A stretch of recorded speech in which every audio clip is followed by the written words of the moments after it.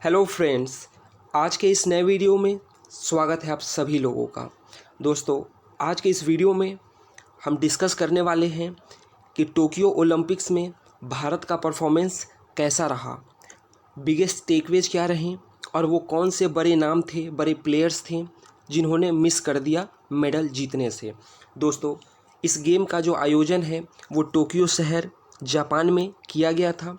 इस गेम का मोटो था यूनाइटेड बाय इमोशन और 23 जुलाई 2021 से लेकर 8 अगस्त 2021 यानी कि जिस दिन मैं इस वीडियो को रिकॉर्ड कर रहा हूं, तो इतने दिनों तक इस गेम का आयोजन किया गया है। दोस्तों, अगला ओलंपिक गेम्स किस शहर में होगा आप कमेंट करके बताइए, ये आपके लिए एक क्वेश्चन है। दोस्तों, अगर हम टोटल कंट्रीज़ की बात करें यानी कि कितने देशों ने इस गेम्स में शिरकत की, पार्टिसिपेट किया, तो दोस्तों वो संख्या है 205 प्लस EOR टीम। अब यहाँ पे EOR टीम का मतलब क्या है दोस्तों? इसका मतलब है ओलंपिक रिफ्यूजी टीम। कुल मिला के 11,326 एथलीट्स टोक्यो ओलंपिक्स में आए और उन्होंने पार्टिसिपेट किया। दोस्तों, ये नंबर है टोटल नंबर, यानी कि जितने भी देश के जो प्लेयर आए थे 205 देश के प्लस EOR टीम के, तो वो संख्या है 11,326। अगर हम बात करें इंडियन एथलीट्स की, तो उनकी संख्या थी 127। और अगर हम इसमें कोचेस, सपोर्ट स्टाफ और ऑफिशियल्स को अगर हम ऐड कर दें, प्लस कर दें, तो फिर ये नंबर बन जाता है 228। दोस्तों, यहाँ पे गौर करने वाली ये बात है कि जो आपको 127 ये नंबर दिख रहा है, ये भारत के लिए सबसे बड़ा नंबर है अब तक, यानी कि इतने प्लेयर्स भारत की तरफ से किसी भी ओलंपिक्स में नहीं गए थे। इस बार टोक्यो ओलंपिक्स में 127 प्लेयर गए। सो इंडिया का ये लार्जेस्ट एवर कंटिंजेंट था ओलंपिक्स में। अब दोस्तों, मैंने जब इस गेम्स की शुरुआत होने वाली थी, जब मैंने एक वीडियो बनाया था और वहाँ पे मैंने और तब डिस्कस किया था कि कितने मेडल जो है भारत जीत पाएगा, क्या रहेगी भारत की ओलंपिक मेडल टैली। तो दोस्तों, उस वीडियो में मैंने कहा था कि भारत 10 से 12 मेडल्स जीत सकता है। कितना? 10 से 12 मेडल। तो चलिए दोस्तों, अब देखते हैं कि भारत इस ओलंपिक में यानी कि टोक्यो ओलंपिक्स में कितने मेडल जीता है और उसका क्या मेडल टैली में रैंकिंग है। तो दोस्तों, आप यहाँ पे देख सकते हैं कि चाइना जो है वो फर्स्ट पे है विद 38 गोल्ड्स। सेकंड पे है USA 36 गोल्ड्स के साथ। बट जो USA का टोटल मेडल है वो है 108। इस मुकाबले में वो चाइना से आगे है। लेकिन गोल्ड मेडल की अगर हम बात करें तो सबसे ज़्यादा चाइना ने जीता है और इसीलिए चाइना नंबर 1 है, USA नंबर 2, जापान जहाँ पे कि ओलंपिक का आयोजन किया गया था नंबर 3 पे है, चौथे पे है ROC यानी कि रशियन ओलंपिक कमेटी। इनडायरेक्टली आप इसको रशिया मान सकते हैं। और इंडिया का जो यहाँ पे रैंक है वो है 47th रैंक।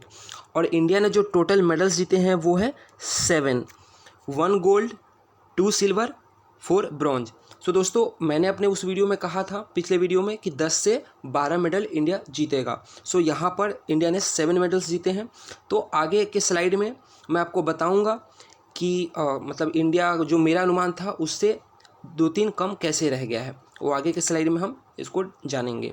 अब दोस्तों, 7 मेडल इंडिया को किस किस खेल में मिला है वो भी जान लेते हैं। तो आप देख सकते हैं कि इंडिया को athletics, wrestling, weight lifting, badminton और बॉक्सिंग में मेडल्स मिले हैं। एथलेटिक्स में आप देख सकते हैं कि हमारे पास 1 गोल्ड मेडल है। रेसलिंग में हमने 2 मेडल जीते हैं, 1 गोल्ड और 1 सिल्वर। वेट लिफ्टिंग में हमने 1 सिल्वर जीता है। बैडमिंटन में यहाँ पे हमको 1 ब्रॉन्ज मिला है और बॉक्सिंग में भी हमें 1 ब्रॉन्ज मिला है। अब कौन कौन से वो प्लेयर हैं जिन्होंने कि इस बार मेडल जीता है, तो आप उनके भी जो नेम है वो एक बार देख लीजिए। सबसे पहला नाम जो है वो है नीरज चोपड़ा। इन्होंने मेंस जैवलिन थ्रो में भारत के लिए गोल्ड मेडल जीता है। बैडमिंटन में PV सिंधु ने ब्रॉन्ज। बॉक्सिंग में लवलीना बोरगोहेन, उन्होंने ब्रॉन्ज जीता है। मेंस हॉकी टीम ने ब्रॉन्ज। वेट लिफ्टिंग में मीराबाई चानू ने सिल्वर जीता है।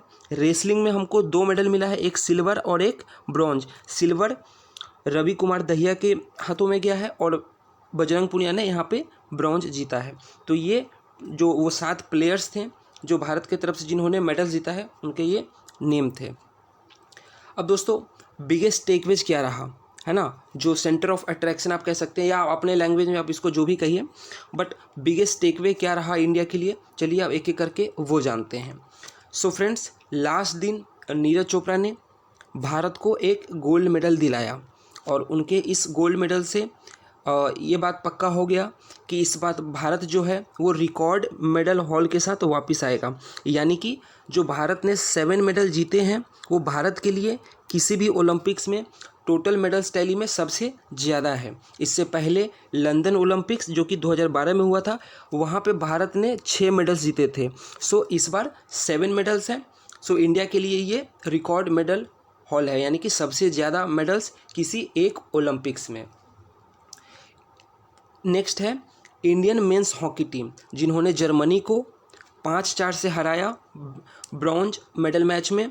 और इस तरीके से उन्होंने 41 साल, यानी कि लास्ट बार इंडिया ने 1980 के मॉस्को ओलंपिक गेम्स में भारत ने मेडल जीता था, जब गोल्ड जीता था, और उसके बाद से एक सूखा पड़ गया था। यानी कि उसके बाद इंडियन जो हॉकी टीम है, मेंस हॉकी टीम है, उन्होंने एक भी मेडल नहीं जीता था। तो उन्होंने इस 41 साल के लंबे अंतराल के बाद जो मेडल का सूखा था उसको ख़त्म करते हुए जर्मनी को ब्रॉन्ज मेडल मैच में 5-4 से हराते हुए उन्होंने एक मेडल जीता। और इस तरीके से आप कह सकते हैं कि हॉकी मतलब भारत का जो स्वर्णिम इतिहास रहा है हॉकी में, हम उस स्वर्णिम इतिहास की तरफ अब बढ़ने के लिए पहला कदम बढ़ा चुके हैं, क्योंकि हमने 41 ईयर्स के बाद हमने ये मेडल जीता है। और आपको अगले ओलंपिक्स में भी जो इंडियन हॉकी टीम का परफॉर्मेंस है वो काफ़ी अच्छा देखने को मिलेगा। नेक्स्ट है दोस्तों, सिर्फ मेंस टीम ने ही अच्छा परफॉर्मेंस नहीं किया है, जो इंडियन वुमेंस हॉकी टीम है उन्होंने भी हिस्ट्री बनाया है, उन्होंने भी इतिहास में अपना नाम दर्ज करा लिया है। क्योंकि इंडियन वुमेंस हॉकी टीम ने पहली बार ओलंपिक गेम्स में उन्होंने सेमीफाइनल में प्रवेश किया है, entering the semifinal of the games for the first time. यानी कि जहां एक और इंडियन मेंस हॉकी टीम ने 41 साल के अंतराल के बाद एक मेडल जीता है, वहीं दूसरी ओर जो इंडियन वुमेंस हॉकी टीम है उन्होंने पहली बार सेमीफाइनल में प्रवेश करके एंटर करके अपने आप में एक इतिहास बनाया है। और दोस्तों ये इसलिए भी खास है, अगर आप इंडिया के जो इंडियन वुमेंस हॉकी टीम के लास्ट 3 मैचेस थे, अगर आप उस पर ध्यान दें तो क्वार्टर फाइनल में इंडिया का मुकाबला हुआ था इंडियन वुमेंस टीम का ऑस्ट्रेलिया से, वर्ल्ड नंबर 4। सेमीफाइनल में इंडिया का अर्जेंटीना से मुकाबला हुआ था, वर्ल्ड नंबर 2। और जो ब्रॉन्ज मेडल का जो मैच था जहां पे ग्रेट ब्रिटेन से इंडियन वुमेंस हॉकी टीम का मैच हुआ था, वो पिछली बार के गोल्ड विनर थे, यानी कि ओलंपिक चैंपियन थे। तो आप समझ सकते हैं कि जो लास्ट 3 मैचेस थे वहाँ पे इंडियन वुमेंस हॉकी टीम का जो सामना हुआ था वो काफ़ी स्ट्रॉन्ग टीम्स के साथ हुआ था। और इंडिया का जो परफॉर्मेंस रहा इंडियन वुमेंस हॉकी टीम का वो बहुत मतलब अच्छा रहा। क्वार्टर फाइनल में 1-0 से हमने ऑस्ट्रेलिया को हराया। जो ब्रॉन्ज मेडल का मैच था वहाँ पे हमने एक तरफा नहीं होने दिया मैच को, वहाँ पे भी जो हमारी टीम थी उन्होंने काफ़ी अच्छा परफॉर्मेंस किया। और इवन सेमीफाइनल में भी हमारी टीम ने काफ़ी अच्छा परफॉर्मेंस किया था। जैवलिन थ्रो, नीरज चोपड़ा ने उन्होंने एक हिस्टोरिक गोल्ड मेडल जीता है और वो गोल्ड मेडल जीतने वाले दूसरे खिलाड़ी बन गए हैं। मतलब इंडिविजुअल ओलंपिक गोल्ड मेडल जीतने वाले वो भारत की तरफ से दूसरे खिलाड़ी बन गए हैं। पहले खिलाड़ी थे अभिनव बिंद्रा। और दोस्तों कल जो उन्होंने यानी कि 7 अगस्त को जो उन्होंने जैवलिन थ्रो में जो उन्होंने गोल्ड मेडल जीता, वो भारत के लिए पहला मेडल था एथलेटिक्स में। यानी कि ओलंपिक खेलों में एथलेटिक्स के मतलब जो स्पोर्ट था उसमें भारत ने आज तक एक भी मेडल नहीं जीता था। आप गोल्ड को छोड़ दीजिए, इवन सिल्वर या फिर ब्रॉन्ज भी हम नहीं जीत पाए थे। कई प्लेयर्स जैसे कि पीटी ऊषा, मिल्खा सिंह, ये लोग बहुत करीब आ गए थे मेडल जीतने के, एथलेटिक्स की मैं बात कर रहा हूँ दोस्तों यहाँ पे, लेकिन नहीं जीत पाए। लेकिन यहाँ पे नीरज चोपड़ा ने एथलेटिक्स में भारत को पहला पदक दिलाया, पहला मेडल दिलाया है, और वो भी गोल्ड मेडल। तो इस तरीके से एथलेटिक्स के इवेंट में गोल्ड मेडल जीतने वाले वो पहले खिलाड़ी बन गए हैं, और इंडिविजुअल ओलंपिक गोल्ड भारत की तरफ से जीतने में वो दूसरे खिलाड़ी बन गए हैं अभिनव बिंद्रा के बाद। पीवी सिंधु ने दोस्तों यहाँ पे ब्रॉन्ज मेडल जीता है, और इस तरीके से वो मतलब फर्स्ट इंडियन वुमेन प्लेयर बन गई हैं जिन्होंने 2 ओलंपिक मेडल जीते हैं। वुमेन प्लेयर की बात कर रहा हूँ दोस्तों। अगर हम ओवरऑल बात करें तो इनसे पहले सुशील कुमार, जिन्होंने कि 2008 के ओलंपिक्स में ब्रॉन्ज और 2012 लंदन ओलंपिक्स में उन्होंने सिल्वर मेडल उन्होंने जीता था। तो इस तरीके से पीवी सिंधु जो है वो फर्स्ट इंडियन वुमेन प्लेयर बन गई हैं जिन्होंने कि 2 मेडल ओलंपिक में जीते हैं, अपने आप में एक रिकॉर्ड है। दोस्तों रवि दहिया सिल्वर मेडल और बजरंग पुनिया के ब्रॉन्ज मेडल, इन दोनों ने रेसलिंग में जीता है और ये चौथा सक्सेसिव ओलंपिक है, यानी कि 2020, 2016, 2012 और 2008 जहां इंडिया ने रेसलिंग में मेडल जीता है। यानी कि रेसलिंग एक ऐसा स्पोर्ट है जहां पे इंडिया लगातार मेडल्स जीत रहा है, स्टार्टिंग फ्रॉम 2008, 2012 में भी हमें मेडल मिला रेसलिंग में, 2016 में भी और 2020 में। तो दोस्तों भारत सरकार को जो रेसलिंग के फेडरेशन है उनको अब यहाँ पे और ज़्यादा मेहनत करना पड़ेगा, क्योंकि पिछले 4 ओलंपिक से इस स्पोर्ट ने रेसलिंग ने हमें मेडल दिलाया है। तो आने वाले ओलंपिक्स में रेसलिंग में खासकर और ज़्यादा हम मेडल्स जीत सकें, इसके लिए यहाँ पे गवर्नमेंट को और जो फेडरेशन है उनको और ज़्यादा मेहनत करना पड़ेगा।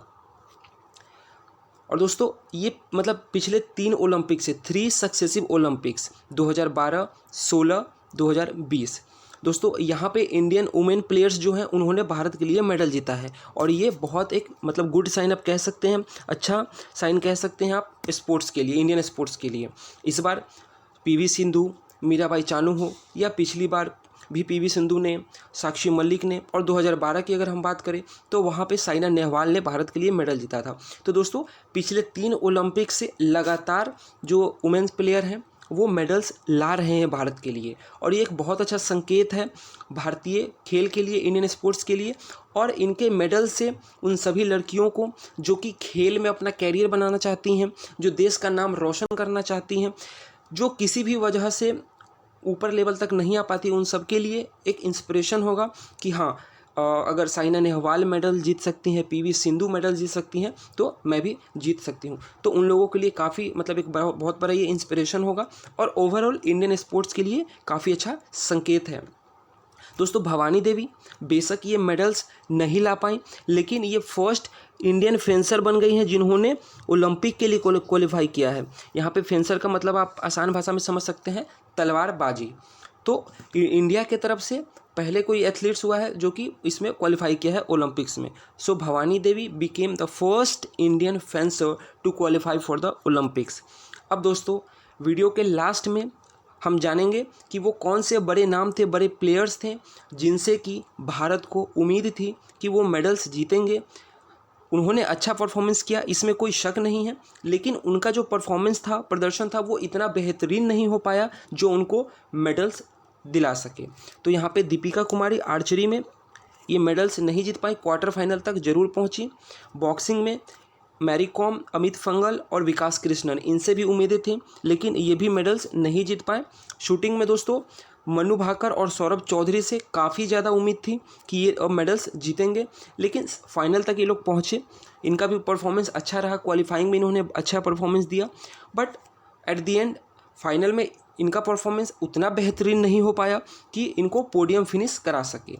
और रेसलिंग में दोस्तों सबसे बड़ा जो मतलब आप कह सकते हैं कि उलटफेर हुआ वो हुआ विनेश फोगाट, जो मेडल नहीं जीत पाई, हार गई, और दीपक पुनिया भी नहीं जीत पाए। तो इन दोनों से भी भारत को उम्मीद थी कि ये मेडल जीतेंगे लेकिन नहीं जीत पाए। सो फ्रेंड्स ये था पूरा टोक्यो ओलंपिक्स का एनालिसिस। आपको ये वीडियो कैसा लगा आप कमेंट करके ज़रूर बताएं। और दोस्तों अगला ओलंपिक्स कहाँ होगा, जो मैंने वीडियो के शुरुआत में आपसे क्वेश्चन पूछा था, उसका भी आप आंसर कमेंट बॉक्स में ज़रूर कमेंट कीजिए। और टोक्यो ओलंपिक्स को लेकर आपके क्या ओपिनियन है वो भी आप कमेंट कर सकते हैं। तो दोस्तों आज के इस वीडियो में बस इतना ही, मिलता हूँ अगले वीडियो में, तब तक के लिए बाय बाय।